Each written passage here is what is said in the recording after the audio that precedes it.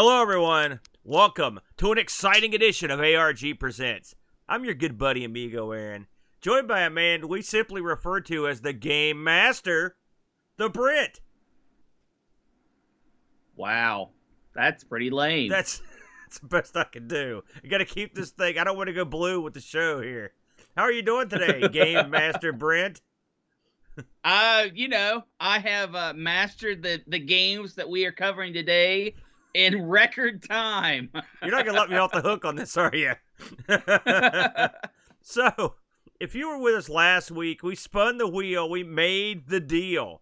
And what a deal, Brent. Because thanks to you and your extensive research, you've uncovered another diamond in the rough. As this week, we present to you the Game Master. With a name like that, it has to be good, just like Smuckers, Brent. Did you know anything about this when you put it on the wheel? Or was this one of your another, like, in the dark, like, feeling around process that you use to find pieces for this wheel? No. This actually, Ashens has featured this many years ago. And it's one that was emulated. I think it picked up emulation about 5 years ago. Put it down. Through Mess/Main. Yeah. Not perfectly. The sound still sucks on it. But I thought, you know what? We haven't covered many German, not exclusive, but, I mean, this is kind of a German exclusive handheld. Mm. So I thought we need to give it a go. No, it's not. It's not a German. Well, I know it's not. But it sounds a little German, but it's not. It's not a German. It's not exclusive either. It's none of those things. Let's learn about this wacky little contraption. You know, we've been doing this show for a while now. And one thing people can't say, they can't say, boy, those guys on ARG, they sure don't cover enough Gameboy clones. Because, buddy, we're back with another one. We've studied a lot of these Gameboy clones, but this one right here, it has a personality all its own. A very lame personality. Let's have a look at this thing. So, what you got here with the old Game Master is now this game, first of all, this thing had so many aliases in so many countries that it's got to be wanted by Interpol, okay? So just to go over some of the various names of the Game Master, you've got the Super Game by Hartung, that was the French name. Gametronic, also French. You had the Game Plus, that was France. Then you got the Game Master by Varelia, that's Italy. The Systema 2000, that's the UK. There you go. You got these things are everywhere. You had they were accredited to Hartung, Videojet, Delplay, Systema, Impel, Watara. If you remember the Watara Supers, they were in the mix somehow. All these people were involved in some way in distributing this little game machine. So let's look at this thing. I memean, if you're looking at the video, what you've got here, if you take a Game Gear, which is what this thing looks like, sort of like a Sega Game Gear, and then it's turned that direction. And then you basically this particular model, it almost looks like you melted this. I'm looking at the Game Master. Most of them look like this. The crosshairs for your control are way down at the bottom of this thing, and they're also crooked for some reason. I don't understand. Then you've got they're twisted about 30 degrees. They look stupid. Then you've got the two buttons that are also low on the machine. It's just a weird-looking machine, man. And those buttons aren't buttons. I mean, they're buttons, obviously, but they are huge domes. They're almost spherical. Yeah, they're like pill tops or something. So what was in this wacky contraption? What you had here was the CPU of this thing was an NEC UPD 7810, which I don't think I've ever heard of that, to be honest with you. The graphics were a 64 by 64 monochrome LCD. You had a built-in speaker, a headphone jack, and this thing would run on 4 AA's that would go on underneath. There's 2 battery compartments that went on either side of the back of the screen. You had a 40-pin cartridge port. Now, it's funny. We looked at the Watara Supervision, a while back, and the Watara Supervision actually has the almost identical port in it. And by the way, if you'll recall, Watara also had was a Game Boy ripoff basically, although it was of a higher quality than this one is. So and Watara had their hand in this, so there's been some speculation as to how Watara got involved in this thing. So it was sort of would have been a competitor, but there you go. Maybe they crashed the project on purpose. I don't even know, man. Would you? I wouldn't. This thing got released in 1990. You know, yes, it was it was German-ish, but one thing I noticed from research this, and I kept seeing this come up time and time again, is that the background, the official background of this thing is sort of bizarrely unknown. Like, no one's 100% sure, like, what the heck's going on with this game. And no one knows exactly who designed it or where it came from. So it's sort of a mystery console, or maybe just no one's claiming it, which could also be the problem. So officially, this thing had 19 games. Okay, I looked at probably, I don't know, 7 of these. Did you look at some of these aside from the ones we played? Yes, I looked at several. Do you have any thoughts on those? They range from bad to holy crap. Bad. There's woefully little footage available on YouTube for these. In fact, I really couldn't find anything in terms of what these cost. I couldn't find any for sale now. I did find footage if you're watching at home from Francis here, who filmed his Game Master, and it looks like Double Secret Doom. It's just ugly, jacked up looking thing, and from all accounts, the LCD screen in this was just nasty bad. Well, yeah, it was prone to fault, and I'm sure the 2 decades haven't helped that much. No, I'd say yeah, and I don't see a lot of people making screen replacements for the old Game Master. I looked desperately for sales numbers on these, and I couldn't find any. And I'm going to go on the assumption that it must have sold well somewhere, because for all those different countries to get a crack at this thing, they must have sold some of these, you know, or had a really good marketing team. Yeah, if you look at the front plastics on this thing, even the front plastics are uneven and weird looking. You know, the bezel on it, at least the Game Master version, I looked at a bunch of these, and most of them looked similar to this. The bezel on this thing looks straight out of the 70s or something. It just looks real. It's just goofy. This is a goofy little put-together unit here. Now, to be fair, not all of them were Game Gear shaped. They did have Game Boy shaped molds as well. Very few, and yes, they did, and even more rare than this thing. Yeah, they are rare, but they corrected, or it was a mistake on the system, but the crosshairs are actually up and down, and the buttons are not as domey. It almost looks like a real console. This console, the appearance of it with the twisted control pad and the dome buttons, almost looks like it's just a fake novelty thing. Yeah, like you'd hit it and it would just play sound effects. We've looked at a lot of consoles on this show, Brent, over the years, and I mean, this has got to be, at least from appearance, this has got to be one of the worst ones we've ever seen. I mean, seriously, this looks horrible. It is really bad. The way this was designed, my understanding is you're supposed to hold it with just your thumbs touching the cross pads and the buttons, and having your pointer fingers on the back for support. So what looks like should take very small hands is actually designed for very large hands. So you have your thumbs on the crosshairs and the buttons, and then your index fingers going up the back to support it. And that's what they envisioned it being played like.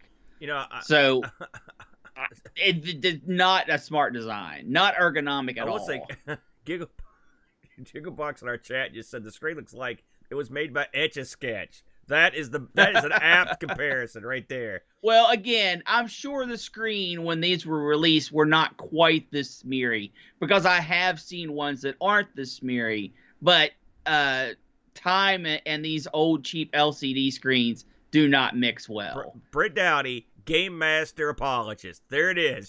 You heard it first.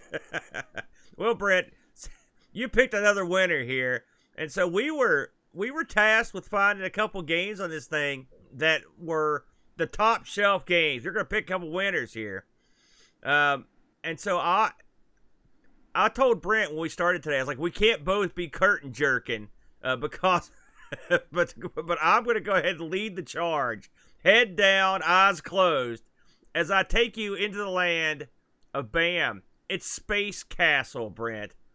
Space Castle. Now, you thought information on the system was hard to find. Well, brother, you ain't seen nothing until you tried to research Space Castle. This is the research is very limited on these things. So, as best as I can tell, Space Castle was released in 1990. Now, it's funny when you try to find who developed and published this stuff.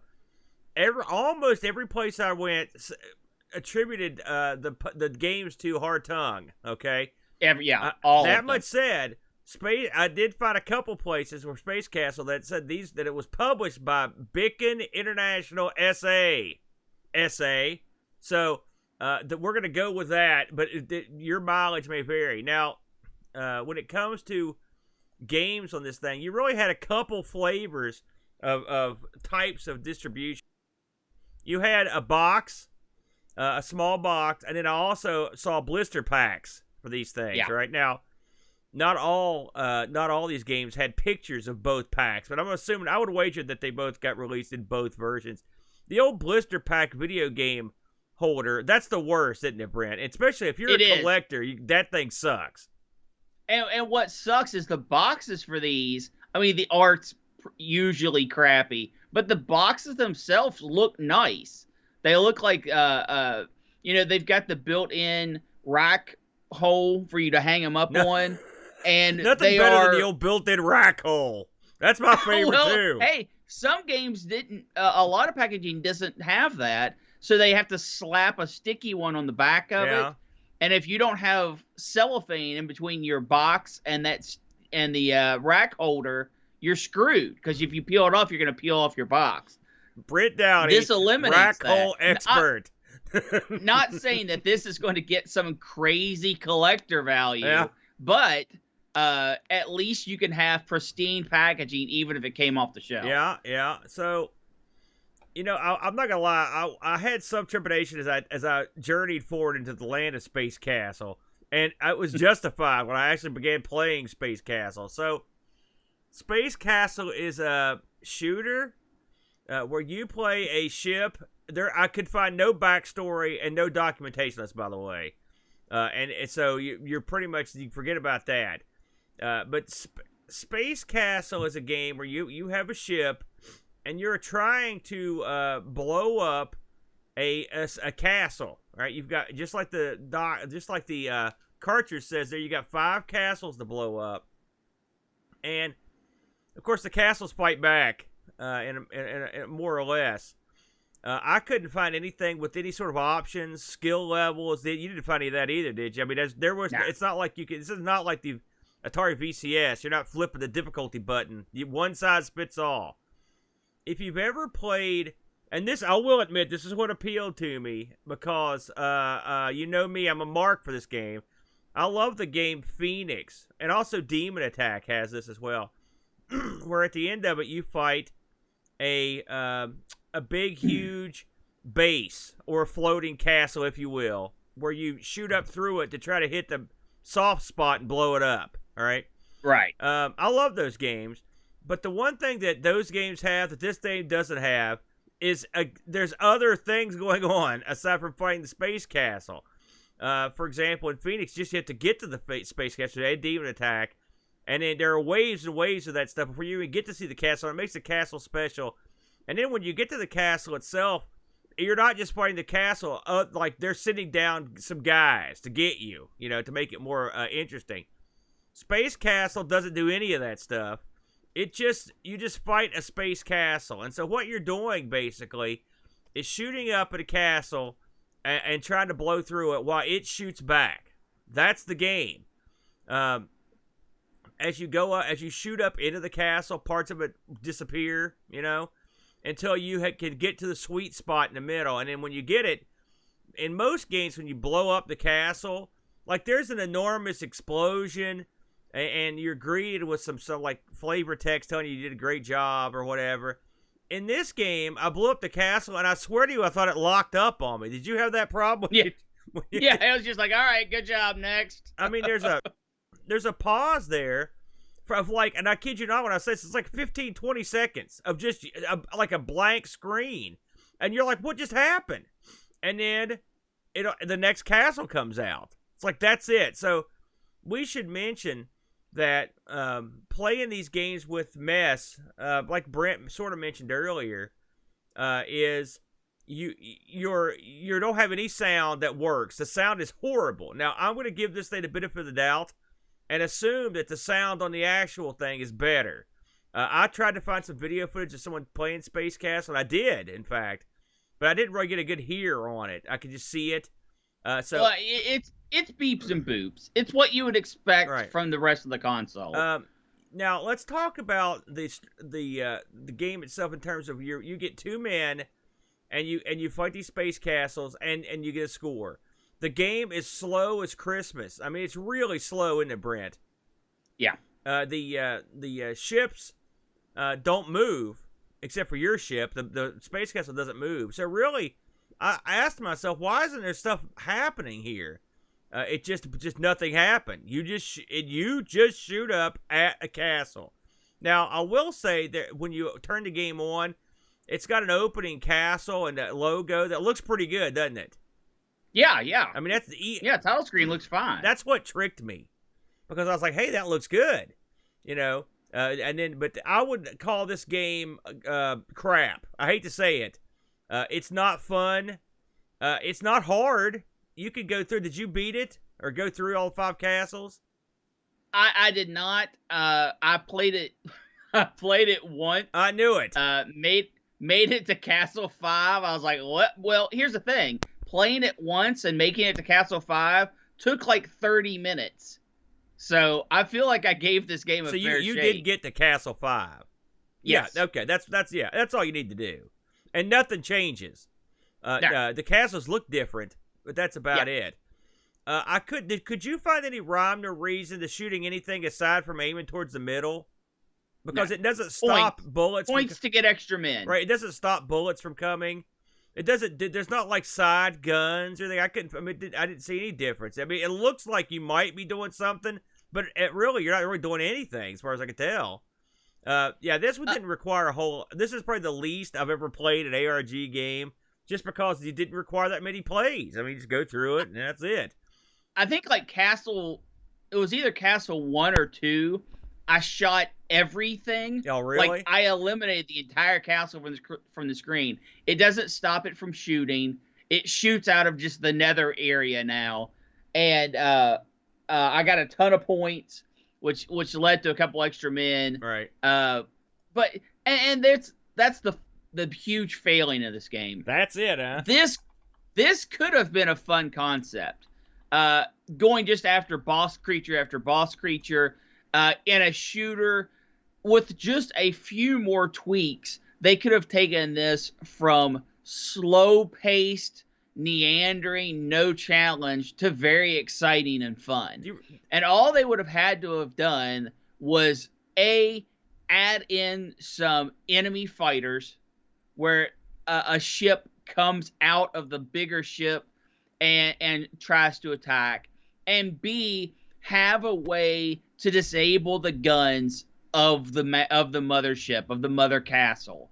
And even if it only disabled the big front laser beam of death for 5 seconds, 10 seconds, something like that, which would allow you time to actually start shooting the middle and making some progress, that would have went 100 times towards improving this game. Yeah. And it's unfortunate that they maybe they couldn't, maybe they didn't want to, maybe they didn't care. It would have upped the action on this, had different weak points on the castle to kind of strategically take it down instead of just moving to the left coming back, moving to the right, shooting up the middle every time. The little tweaks like that, this could have been a very playable game. The graphics are fine. I mean, what it's trying to put out there, you're a little ship versus a big ship. Something to note, you aren't stuck to the bottom of the screen. You can fly forward about 1/4 of the screen, but there's no point. No. There's no point in doing it. But it does allow you to do that. It's just so much potential here, but as it is, I cannot recommend. I obviously can't recommend buying it. I can't recommend emulating it. I can't even recommend playing it if your buddy's got it on their computer, loaded up, ready to go. For all you have to do is sit down and play. It's just not good enough. Yeah, it's just not good enough. I have to agree with you. I mean, I don't know. Yes, maybe there was some potential. Maybe the system limitations of the NEC chip in this thing wouldn't allow that much stuff on the screen. Who knows? Because I mean, the castles are big, but this was El Dudo Grande. I'll admit that. But what are you gonna do? You got to play something. And this is apparently one of the more heralded games on the system, from what I've heard. You could do the math on that. I didn't see this on eBay. I also looked for the console in there. I didn't see that either. Did you have any luck with anything on eBay? Did you look for yours? Oh no, no. There's nothing anywhere for this thing. So there you go. Space Castle. That's a castle I would avoid. It ain't White Castle, if you know what I'm saying. Much worse. I would avoid that too. It certainly isn't Sprite Castle. So let's move along, because I know since you're in the main event spot, you've brought the big dog to the table. What do you have to show us this week? I actually do have the superior game in Continental Galaxy 2020. Yeah. I see you left the 2020 off of the logo, but that's okay. It wasn't me. Because it's not on the box art either. It's not like I made these logos up. That's the way they came. Yeah. Continental Galaxy 2020 is the space action game of the century, where you are tasked to clearing level after level to get to the big boss and fight it in 1-to-1 combat, which usually turns into like 1-to-6 combat. You are in a super mega awesome TIE fighter mega ship. It's crap. That has impenetrable shields that recharge over time as you are locked in one screen combat, moving up and down the screen, unable to rotate or turn around. That's for suckers. But that's okay, because your ship can have like a couple bullets on screen at a time, and that's it. Woo! So okay. Who made Continental Galaxy? I don't know. When did it come out? 1990. I mean, that's it. That's all the information that exists for Continental Galaxy 2020.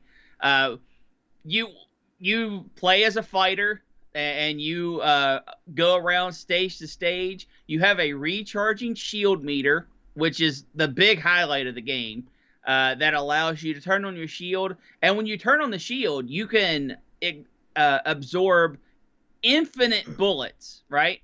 Infinite enemy bullets for the duration of the shield. Or you can run into the enemy, which will destroy them and power down your shields. And you can usually get 3 shields off before you have to wait for it to actually build up some energy to start again. What is this at its core? This is a points game. You go through waves of enemies that come out from the left or the right on various points of the screens. And they are in different shapes of different spaceships or alien-type spaceships. And you are always upward-facing, firing to destroy the enemy. After so many bad guys come through, a boss character will come out, and the boss character basically has a mega beam that shoots almost like when you see Zeppelins with spotlights, kind of that downward angle. It has one of those things going on, and they will fly across the screen just like all the other enemies, and they only take a couple shots, but their spotlight of doom will actually block your upward firing shots. So it makes them a little bit more challenging. As you progress, the left and right enemies don't change, but the boss enemies change every other stage. So you'll have stage 1 and 2 with the same boss, stage 3 and 4 with the same boss, and starting at stage 5, it doubles up the bosses. So you'll have 2 of these huge ships on the screen at the same time. And really, the boss fights are the highlight of this, or that along with the shielding. Is the game good? No. Is the game playable? Oh, yeah. I mean, if I was in a car and I had this or nothing to play, I would happily play this, right? So a ringing endorsement. Well, I mean, that takes it. It's better than takes nothing. It from the bottom of the barrel to slightly above the bottom of the barrel, because you can play this for high score. I'm guessing you didn't like this at all, Aaron. Oh, after playing Space Castle, this was the best game I'd ever played. I was thinking that if you could have combined this with my game, you'd have had a real game, and you would have been a lot like, you would have had the Phoenix Shield, you would have had the Phoenix Castles, then you would have had the, well, I mean, let's face facts. The actual game itself here is not that good. I mean, obviously, I know, stunning realization. I mean, you're flying around like an idiot. The bad guys could never conquer any galaxy. They lumber around like morons. It's like the Undertaker's the pilot of these things. They just lumber forward like an idiot. You go up and kill them. They never really get super fast. I didn't get. Oh no, that's not true. They don't get super fast ever. They don't necessarily get fast, but they get to the point where they are shooting tons of bullets. Yeah, tons and tons of bullets. This game really should have started at stage 5, that level of difficulty, because from 5 onward, it's almost a game. The Mega Beam, I think you're oversold a lot of this game. I wasn't impressed with any. The boss battles were the fact that they were there was something. I'm just saying, I'll give it that. I'm giving it that. This game. How far did you get in this? Oh, jeez, I didn't get to double bosses. I know that. Okay. I'm not saying that your viewpoint on this is completely invalid. However, I will say that when you start to get to double bosses, the game actually becomes challenging and fun to play. Well, listen, if I'm going to play a game for 15 minutes before I can get to anything worth playing, it's crap. Put that stuff in the beginning, is my point. I agree, and I looked for like difficulty settings. I was really hoping that there would be a difficulty setting that would allow you to get that jump, because playing through the first 5 stages is pretty slow. No kidding. It's pretty slow because the enemies. It was not as slow as your game. Space is comprised of like maple syrup, and you're stuck in it. You're suspended in it, and your ship's powered by pedal power. Is pretty fast. I mean, you never move slow. The enemy is slow, and the enemy doesn't shoot a whole lot of bullets. You are slow. That's the problem. No, you're not slow. Your ship's never slow. You're telling me that's. Oh, I'm watching it. Look at it. I played it. I know your ship is not fast. Look at that. That's maximum velocity of a spaceship. No. See, you were completely.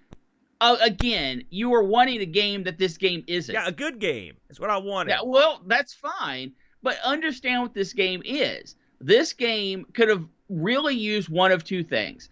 It could have used an increase of difficulty from the beginning. Yes. Or it could have used a way to flip your ship 180 degrees. Would have went a long, long way. And just had the enemy start shooting towards the top of the screen instead of the bottom.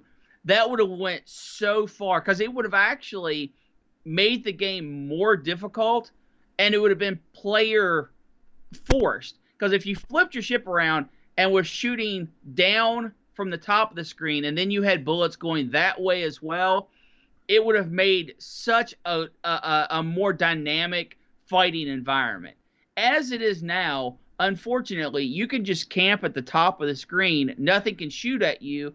And if a ship comes on your level, just turn on your shields. Yeah. Trust me, this game, it occurred to me as I was a couple levels in, like this game, and actually my game too, they're like the anti-Psygnosis shooters. Like, I think someone must have played, like, Blood Money or something and just got repeatedly killed. And they're like, you know what, I'm going to make a game for the everyman. I'm going to make something so slow that you can put your pet on there to play it. And, it's not slow. It came to pass. I hate that you're saying it's slow. It's not slow. It's all slow. It's slow. I mean, compare this to this is far and away the weakest of the handhelds that we've covered. I mean, we've covered some weak handhelds.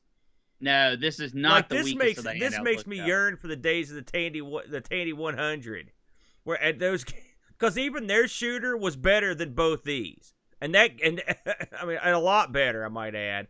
I mean, considering the technology, maybe. Listen, but this is an actual game that you could have fun I'm going to assume that you've got stock with the Game Master, because you're putting this thing over like Rover, and it's a dud. It's not good. It's not good. But it is a playable game. I am not saying you go buy it. I am not saying you go and emulate this for yourselves. But if this is setting somewhere and you have the ability to hit start and play a round of it, do it. It's okay. Burn it with fire. You know, you're insane. We had a couple, believe it or not, I'd forgotten about this. I'm glad he reminded me in the chat. We actually had a couple reviews for these games. We had one, okay, let's see what the reviews say. Let's see if the reviews agree with it. We had one man brave enough to review these games, and that man was Frodo NL. Well, he did both, but we'll look at yours first. He says, as the saying goes, in the land of the blind, the one-eyed man is king. This game is not spectacular. Something very similar can be made on the ZX81, which had very similar graphical capabilities, but somehow it's addictive. So even Frodo's putting this over. The graphics are okay, everything is recognizable at least. The way the shield works makes sense, and limiting the player to one shot on the screen at a time makes it somewhat more challenging. That's true. Sounds are limited to basic effects, but that was to be expected. There is sometimes some glitching when a boss enters the level, but I cannot be sure if this is an issue with the game or the emulation, so I won't let it influence my score. All in all, one of the better games on the system, 7 out of 10. 7 out of 10. I think that score's a little generous, but everything he said is dead on. He also mentions that the sound doesn't work in MAME, which is true. While we've got him up here, he also looked at Space Castle. Let's see if he looked at this in a similar way. He says, this reminds me of round 5 of the arcade game Phoenix. Bam, I agree. But with, of course, way weaker graphics and even weaker gameplay, combined with sometimes questionable hit detection. With a decent controller, this game is basically too easy and short. I completed it my second try. But I guess it would have been a lot harder with the rather awkward controls on the original console, plus that screen. The sounds, once again, very limited but work. Not my favorite game ever, which I was appalled to read that. 3 out of 10. 3 out of 10, Brent, on that one. So, and I think that's being pretty generous. Yeah, I do too. I think both reviews were generous, but I also think they were fair. Yeah, I think all the games for this thing are crap. This was a very weak effort to try to mass market a Game Boy ripoff. This is closer to a calculator than Game Boy, and I give the Game Master my full dud status. Dud. That's a dud right there, Brent. It's pretty bad, and you know I love stupid, crappy handhelds, but this one's pretty bad. Yeah. So would I happily own one if someone handed it to me? Oh yeah, and I would show it off. But it's pretty bad. I wouldn't. And by the way, for the record, when I introduced you as a Game Master at the beginning of the show, this brings that full circle because the Game Master is crap, and so are you. Let's spin this freaking wheel, which I got to get. And load a piece on. Oh yeah. Ah! So, what are we adding this week, Brent? Right there. Everyone in chat, get ready. It's chat subject choice. If that comes up, you guys are going to be called upon. We've also added For the classic piece, Williams, and that's a broad, open piece. Anything Williams ever did. We love Williams. Gnomes! We race them! You ready to spin this sucker? Here we Yes. go.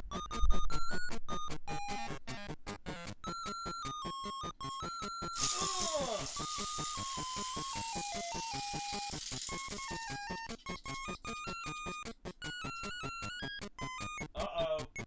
Wow. You saw it, That folks. got called in chat, folks. Are you kidding me? Who called that? Roushi called it dead to that? right. Are you kidding? It's the MSX2, Britt. Two.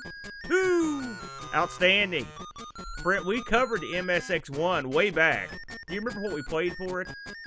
Nope. I don't need it. We play so much stuff, it all becomes a blob. I agree with you. on that. Well, so MSX2, that should be a fun one. That should be a big step up. They're saying, Rushi says we played Penguin Adventure. So that was one. I do remember. Oh, yeah, I remember Penguin Adventure. You loved that game, didn't you, as I recall? I enjoyed it. There you I go. mean, it was okay. There you go. It was a runner, yeah. Britt, why don't you tell the people about the exciting changes you made this week in the background of ARG Presents? It has come to my attention that some people were having extreme difficulties who wanted to support ARG, but were unable to due to their credit cards being rejected from Anchor. So I went ahead and after a little bit of discussion, we went ahead and opened an ARG Presents Patreon page, and that is at patreon.com/ARG Presents. If you are supporting through Anchor and can do so easily and happily, just stay the course, 1,000 points of light. Just keep on rolling. Is that the quote you want to use on that? I didn't get over too good for George. That particular quote. If you've been looking for a easier alternative, I mean, I know Patreon has their stuff together, and we are going to use that Patreon page to its fullest extent. The more I learn and find out about it, and some of the things you can do with it, the more excited I'm becoming with it. So you could always go to patreon.com/ARG Presents, and if you want to support the show, you can do so there. Past that, Aaron, new subscriber video coming up. Yep. You seem to really like this one. I thought it was okay. Let's not forget about your lanyards. Oh, well, they are shipped.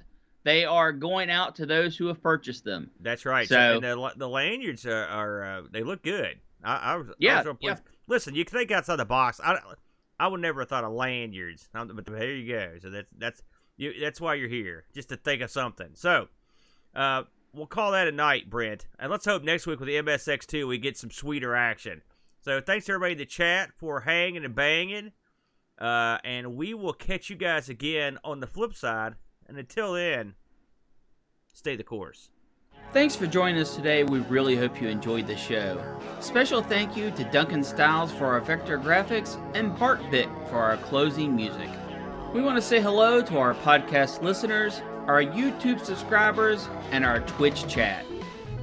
A big thank you to all of our supporters. Would you like to keep ARG spinning for as little as $1 a month?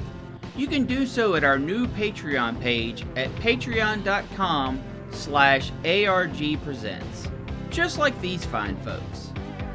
Xenon Canine, Jerry Dennington, John Dykman, Hermsky, Retro Algae, Mitsuyama, Dave Velociraptor, Chris Fools, Bernhard Lucas, Steve Rasmussen, Frodo NL, The Slow Norris, John Schaller, Gary Heather, Terry Howard, Anthony Jarvis, Olaf Hope, Roltlow, and Graham W. Vetke. Don't want to explain another credit card bill? That's okay too. You can support us by leaving us a positive review on Spotify and Apple iTunes. Have an idea for a wheel piece? You can email us at argpresents@mail.com. We film live every Sunday at 9 a.m. EST. Hope to see you there.